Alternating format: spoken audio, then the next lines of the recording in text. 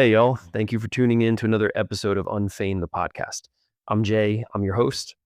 And on this episode, I want to talk specifically about a question that I've been asked a number of times over the past few days. I also want to touch on one of the mantras that I live by. But before we dive in, I just want to say this. I say this on every episode, and I want to let y'all know again that I want to connect. I want to connect with you. You can reach out to me through email or on social media, but I really do want to connect.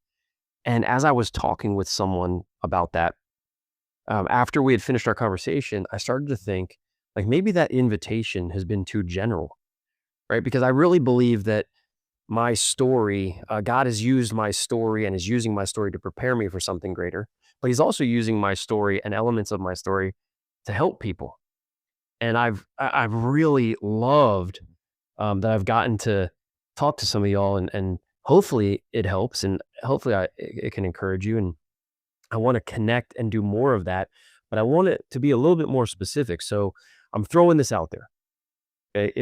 If you're going through anything, if you're struggling, if you're going through a period where you feel broken, if you're dealing with addiction, especially sexual addiction, but if you're struggling and you're just feeling broken and you don't know where to turn, you don't know how to like where to go, what to do, and maybe you're feeling those same things in a relationship, right? Either way, I want to help. I want to help. I feel like the things that I've gone through, my story over these last 9 years, I've experienced things that can help, and so I want to do that. So if you're going through anything, relationship or individually, like if you're going through something, reach out to me, email me, unfeignedpodcast@gmail.com, or send me a message, DM me on Instagram, Facebook, or LinkedIn, and let's connect. And I'd love to talk to you and see if my story could be of some help to you. That being said, let's dive in. And the question that I've gotten asked a number of times over the last few days is, how did you heal? Like, what did you do? What are some things you did? And I started to think about that because on this podcast, as you know, I talk about the last 9 years. This podcast is focused on the last 9 years of my life. Now, my story started a lot longer than 9 years ago, but this podcast specifically focuses on the last 9 years. And it's been a journey. It's been a 9-year journey of healing and growth, maturity, restoration, redemption, learning, being challenged, sharpened, refined, all of it. But I think I rarely discuss. Well, and let me say this. I know I've mentioned the ideas, the mindsets that I've had. I've mentioned the 3 different mantras that I live by. And I know that I give specific details on how to do this or what the outcome could be if you do this. But I don't know that maybe I've never shared specifically some things that I did, actual practical things that I did that led to my healing. And so I want to discuss some of those. And I'm going to try to keep it brief. Hopefully I say that like every episode, and then it's like 30 minutes later. Anyway, um, one of the very big things that had to happen for my healing to take place, and I think I might even have touched on this on a previous episode, but I started to think about this question. And I thought, for me, and I'm going to get into this, but one thing that everyone must do, everyone, it doesn't matter. It doesn't matter your situation. It doesn't matter if it's addiction. It doesn't matter if it's brokenness from trauma. It doesn't matter if it's a relationship. It doesn't matter what the circumstance is, financial, emotional, spiritual, physical. It doesn't matter what the situation or the circumstance is. This one thing has to happen for everyone in order for healing to begin. And it's a surrender. Now, I'm going to unpack this a little bit because many times when you hear the word surrender, it can be linked to spiritual, right? And that is true. But I'm going to unpack this in such a way that you'll see it matters, but it doesn't matter if you believe what I believe or if you don't. there has to be a surrender that takes place. Now, I'm going to talk about both of them because for me, my surrender was very spiritual. It was also very physical, and it was very practical to my life, but it involved the spiritual aspect. The surrender for me was I had to surrender control of my life. If you've been following along at all over this podcast, you know, and you've caught glimpses of what I've shared, that much of what I've gone through, much of the suffering in my life, especially over the last 9 years, much of it was due to me trying to retain control. Or even my addiction was about control.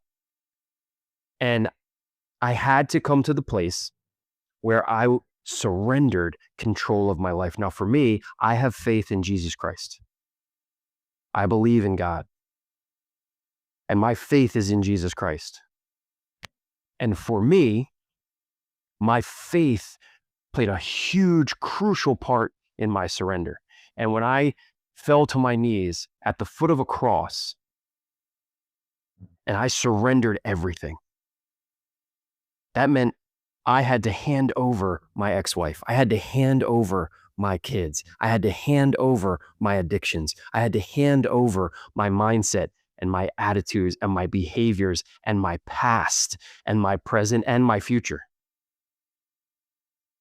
I had to hand over the control that I was trying to grip so tightly. And so for me, when I surrendered all of that, and what it looked like for me, I was on my knees, foot of a cross, and I'm speaking to Jesus.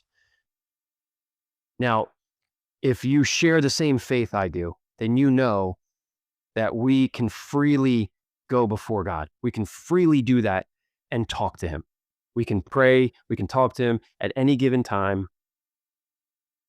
And again, I know there are places across the world where you can't do that freely, but where I'm at, we could do that freely. And a lot of times it's spilling out your heart, right? Sometimes we call it throwing up at the mouth, right? Or, and maybe I guess a kinder way to say it would be thinking out loud, right? So I'm on my knees, I'm at the foot of the cross, and I just start talking. And my faith in Jesus Christ is why I was talking to Jesus. I was talking to God. And I let him have everything. And I just told him everything. And there wasn't fancy words. There wasn't fancy prayers. I mean, heck, I could barely speak because I was bawling. I was broken. And I couldn't do it anymore. I couldn't continue to be the way that I was. And I couldn't continue to be the person I was. I couldn't continue to do those things and think those ways. I didn't know. Honestly, I didn't know how to change it. I knew I wanted to change it, but I didn't really know where to go or where to start or what to do. And I just felt lost. I felt like I was wandering and I was just so broken. And literally I fell down and I just started talking. I just started saying everything. I started saying, I don't want the pressure of being in control. I'm addicted to this and I don't want to be. I'm this way. And I would name personality things. I'm this way and I don't want to be. I did this to my ex-wife and my children. I don't want to do that anymore. I think this way about this person. I don't want to do that anymore. This is how I behave when this happens. I don't want to do that anymore. And I just started talking. I mean, let's be honest. We know our shortcomings. We know that. Like, it's not a surprise. If there are some things where somebody points out and we're like, I never even thought of that. I'm so sorry. But for the most part, we know if we're a jerk or not. We know if we're angry or not. We know if we are always trying to have the last word or not, or trying to be right or win or get defended. We know those things about ourselves. We try to justify them, but we know them. And I just started to name all of them. And I would over and over after everything I named, I just said, I don't want to do this anymore. I don't want to be this way anymore. And I just kept saying, Jesus, take this from me. Take it from me. Change me. And I just continue to say that. So for me, that was the surrender. But surrender has to take place for every single person, regardless of the circumstance, in order for healing to begin. Whether you believe in God or not. I mean, and as a side note, Doesn't really matter if you believe in God or not, because whether you believe in him or not doesn't make it true or not. It's true because it's true, or it's not because it's not. It has nothing to do with whether you like it or not, or believe it or not. So that's a whole other discussion. But let's just assume for a second, let's just pretend hypothetically that you don't believe there's a God, or you don't believe in God, or you don't have faith in Jesus, or whatever it is. A surrender still has to take place. If you have an addiction, you have to surrender your mindset to that addiction. You're a slave to that. I heard a quote, and for the life of me today, I was trying to remember where I heard it from, and I cannot remember if I saw it online or I heard it on TV or I heard the quote or saw the quote. I don't know what I did, but I know I was introduced to this quote somehow, and it said, "That which wait, how'd it go? That which you need will control you." Basically, whatever you need, that will be the thing that controls you. So if you, quote unquote, need those pills, you're controlled by those pills. If you need to eat, you're controlled by that. If you need to look at pornography, you're controlled by that. If you need to fill in the blank, then you're controlled by that. And yes, while I believe, because I have faith in Jesus Christ, while I believe that nothing that happens apart from God. Nothing happens apart from God. I believe that. Whether you believe that or not isn't the point. Okay? The surrender still has to happen. You have to surrender your mindset toward that. And the way that you do that is you have to name it. You have to name it. You have to convince yourself, because that's your inner critic lying to you, telling you need it. And so you have to convince yourself. You have to fight against your inner critic, and you have to name those things. I'm addicted to this. I don't want to be addicted anymore. This is how I get. I don't want to be that anymore. And the list can go on and on, but that surrender has to happen. You have to surrender your mindset. You have to surrender the behavior. Maybe it's a behavior. I don't know. Maybe you deal with, like, maybe you're a workaholic. You have to surrender the behavior of always giving your attention to work.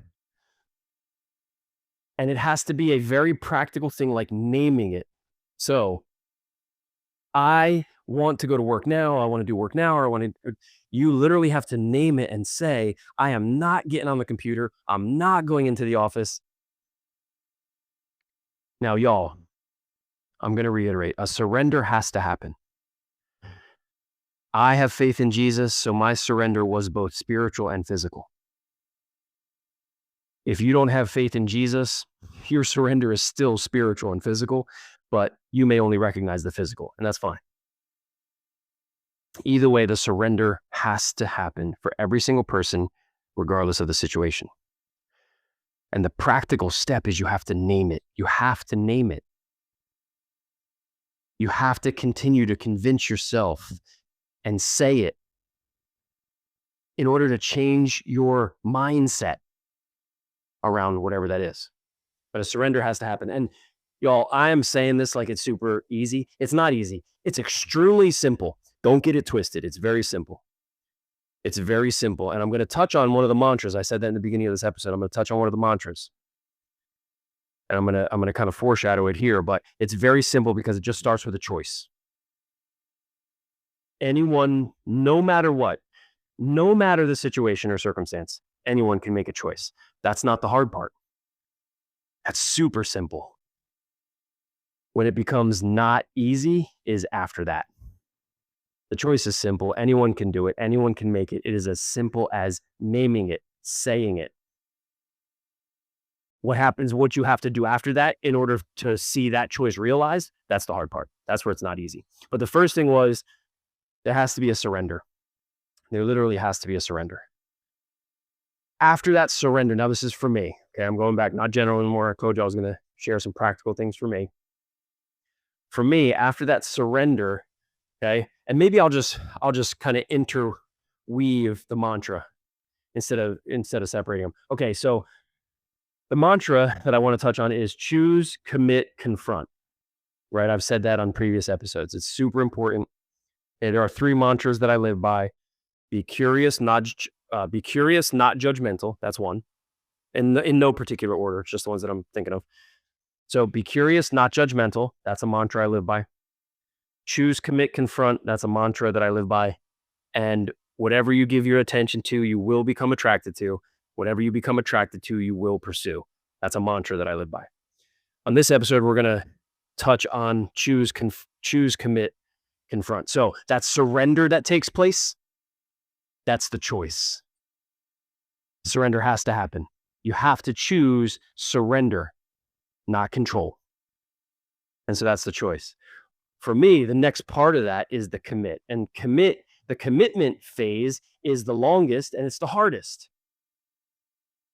It may not be the scariest, but it's where all the work has to take place. It's where the discipline has to come in.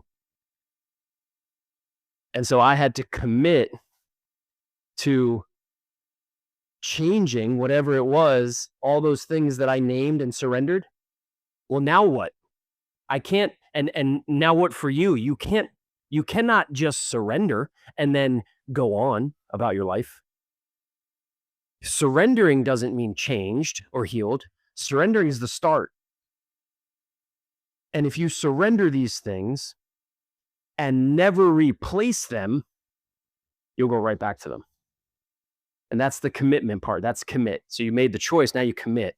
And the commitment phase is replacing all of those things that you surrendered. So for me, when I surrendered my ex-wife, yeah, that sounds terrible, but when I basically for me, what I was surrendering was the constant thought of what she's doing, who she's with.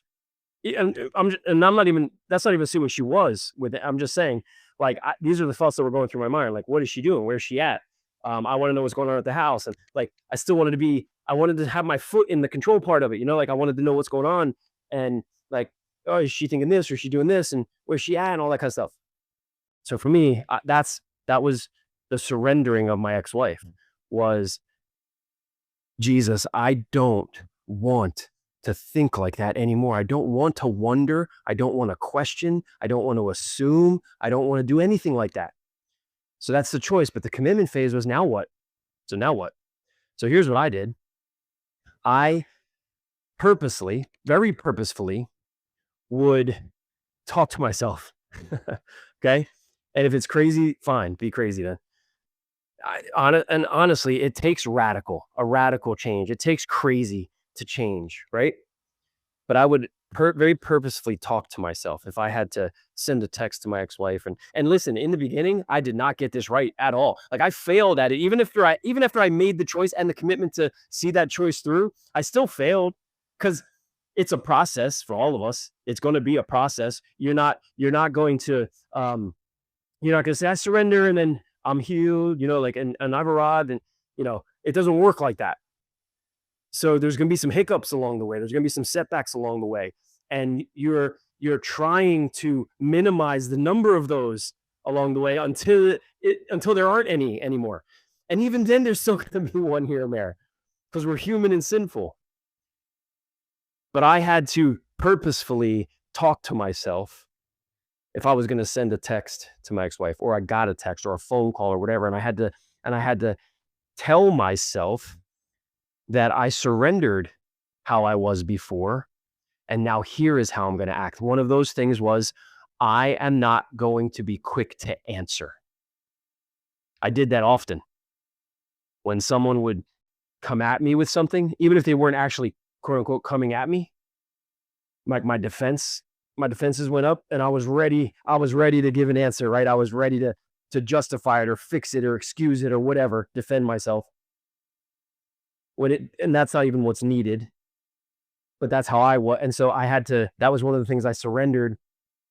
And so when that would happen, I would have to remind myself, I surrendered this. I gave this to Jesus. And again, whether you believe in Jesus or not, you still have to surrender. So you could simply say, I surrendered this. I gave up control. And I would have to remind myself of that. And yeah, did I fail from time to time? Yeah, I did, because I'm human. But again, it's the process of refinement, and these things are being shedded. They're being stripped away until it's just commonplace for me to react in a healed way, for me to walk in my healed version, for me to be healed. And so that helped me to respond differently. It helped me to listen. It helped me not to speak right away and try to just fix something. I could say honestly today that I communicate 100% better than I did back then. I'm not quick to speak now. I'm slower to speak now than I was before. I'm quicker to listen now than I was before. And it was twisted back then. So that's just a practical way. So I made that choice by surrendering. But for me, some of the practicalities were that talking to myself. And you have to go through every behavior, every mindset, every thought, whatever it is that you're surrendering, that you know is breaking you. These are the things that are causing the brokenness, whether it be in you individually or in your relationship. It's the same thing. The things that are causing the brokenness, you have to go through each one of them and surrender them. And I did it. And then the commitment phase. So that's the choose phase. Now the commit phase is I need to do whatever it takes to see that choice be realized. And for me, very practical was taking all the things I surrendered, all my behaviors, all my mindsets, all my thoughts, all my ideas, all my broken and toxic ways. And I had to figure out what was the opposite. What would a healed fill in the blank? What would a healed blank look like? What would a healed way to respond look like? What would a healed way to help look like? What would a healed way to give my opinion look like? What would a healed way to view sexuality look like? I mean, you can fill in the blank, but I had to figure that out. And like I said, I think I might have mentioned this at one point, but I wish I would have had at these moments throughout the last 9 years. Don't get it twisted. Don't get me wrong. Throughout the 9 years, there came a point towards the latter half of the 9 years, like recently, in more recent years, where I got in a men's group. I found a good church. And then I got this support system.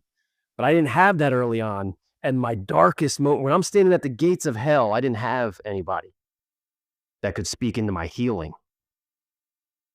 Right? I had people that would pray for me. They would ask, and I think maybe this was the last episode, but I had a lot of people that asked me how I'm doing. But at the place that I was at in my life, I didn't want to step into vulnerability yet. One, I didn't trust people, right? And I didn't trust myself yet. And so I didn't want to step into that area. So I would just say, I'm good. It's all good. And they would say, what can I pray for? And I would tell them some things they can pray for, but it was general. And I would only let them get so close, but that's all they wanted to get, was that close. They didn't want to come any closer. And so they would leave. Some people would take it a little bit further, because when I would just say, oh, I'm good, and they would look at me and they'd be like, are you sure? Like, because it sounds like you're just saying it, like, are you sure? And I would reiterate, yeah, I'm good. And inside, I'm dying. But I wanted them to get close. I wanted them to step into that space with me. And no one really did at that time. And so I had to find all this out on my own. I had to come face to face with hell. I had to go to hell and back by myself. And it's fine. I'm not saying that for any other reason than just to say I can speak of these things in a healed way because of surviving what I did, because of coming out on the other end of what I went through. Regardless of if it was caused by my behavior and choices or done to me through no fault of my own, that's not the issue. The issue is that I still ended up having to suffer through some things, and God used that to refine me and shape me and mold me and make me into who I'm supposed to be. So technically I wasn't alone. I always had Jesus and I had my faith. That's what carried me through. But I was alone in doing it. And I found out how to do it. And these are some of the things that I found out. And so I found out how to replace my toxic behaviors with healed, healthy behaviors and thoughts and mindsets and processes and opinions and views and things like that. And so I would constantly tell myself, I would remind myself whenever a situation came up, because if we're being honest with ourselves, we can recognize when we're going to get a certain way or when we're going to be a certain way. We know some things that trigger us, right? If we really sat down and thought about it, we could figure out our triggers and our tendencies. And when we tend to act in a toxic way, what is the catalyst to that for us? We can, if we sit down and we're honest, we can figure those out. And that's what I had to do. And so I started to replace these toxic behaviors with healthy behaviors. So I made the choice to surrender. I committed to replacing all the toxic behaviors, committed to replacing all the things that I surrendered with new and healthy and healed versions. And the last part of that was confront, and which I touched on already, but the confront phase means you have to be willing to test it. I know it might sound odd, but you have to be willing to test it. You cannot run from the things. Now hear me what I'm saying. That is the confrontation phase is by appointment. I don't know if that makes sense, but it is case by case, because the confrontation stage, you confront your past, your brokenness differently depending on the situation. So like, if you have an addiction to pornography, I'm not going to say, don't run from it. I'm not going to say, no, you got to test it. So go. No, I'm not going to say that. So it is it's very delicate in whatever the situation is. And I had very practical things that I did for all of those things too, for any addictions and those types of things. But when I say you have to confront it, confrontation could look like turning away or dismissing or erasing. It could look like breaking off. It could look like stopping. It could look like running. That is a confrontation. Okay. And I can explain that more if you want to. Again, like, reach out. I'd be happy to explain. But in situations where, like it's a communication error or an emotional thing or a relationship, how to relate to your partner kind of thing. How do I love my partner? How do I allow them to love me? How do we deal with conflict? Those kinds of things. When I'm talking about confronting those kinds of things, you can't avoid those kinds of things. So for me, one of the things was like how I respond to being challenged. We'll use that. That was one thing, right? And so when a situation came up with somebody I might be having a conversation with, I would allow myself to enter into conversations that I knew I had an opinion about, right? Good or bad, whatever. But I knew I had an opinion about. I would allow myself to enter into the conversation with the mindset, because I'm convincing myself, now I've gone through this stuff, right? I've surrendered, I've committed, now I'm confronting, but I had the mindset of, I'm not going to do it the way I used to. I'm not going to engage in that toxic behavior. I've convinced myself, and so now I'm going to act out of a healthy behavior, a healed behavior. And so I would dip my foot into the water, right? And so I might share an opinion I have that I know someone else is going to challenge or maybe question, because challenge could be, I disagree, and you get into a little conversation about that. But it also could just be somebody questioning, like, oh, why do you feel like that? Or, oh, I didn't see that. I never heard that, or that's not the opinion I formed after reading that. Like, how'd you come to that? So you're being challenged, and so I would test it a little bit, right? Because you're also not going to just, be thrown to the wolves while you're healing, right? So I would test it, and I would respond appropriately. If I did not respond appropriately, that was a good check mark for me. That was a good what's the word, checkpoint, where I knew I had to dig in more, right? But it was a great checkpoint for me because if I responded appropriately, I would allow myself to enter in a little more maybe. And so it was a hard process to work through, but it was very practical. You cannot just say, I want to be healed, I want to be different, and then you wake up different. It doesn't work like that. I want to share a little story because I started to think about this because everybody, especially in Christianity, everybody goes to Paul's conversion, right? It's famously known as the Damascus Road conversion, right? And so we have Paul, who was Saul at this time, and he persecuted Christians.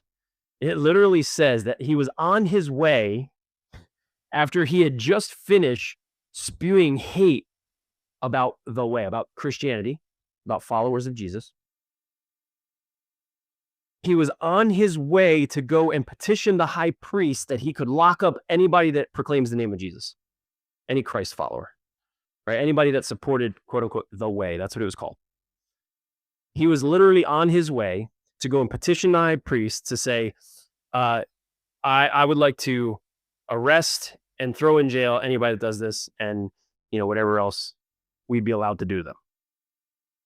And on his way, right, as the story goes, on his way, even according to Saul or Paul, because he became Paul, Jesus changed his name, but he became Paul.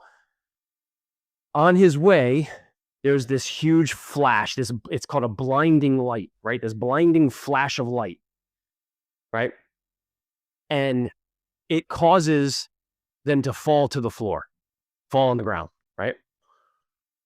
And Paul he's blinded by the light. And now, so here's what happens with this story a lot of times, and especially if you don't dive into it. The assumption is that Paul's walking along, he's killing Christians before, he's walking along on the Damascus Road, huge bright light flashes, he falls to the ground, realizes he's blind, gets up, and he's like, now I'm a Christian, I'm gonna spread the gospel.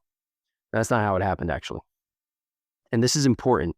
This was important to me, and that's why I'm sharing it, because it was important that I realized something about Paul's conversion. That blinding light that blinded him, he could not see. He was blind for 3 days. He was blind for 3 days.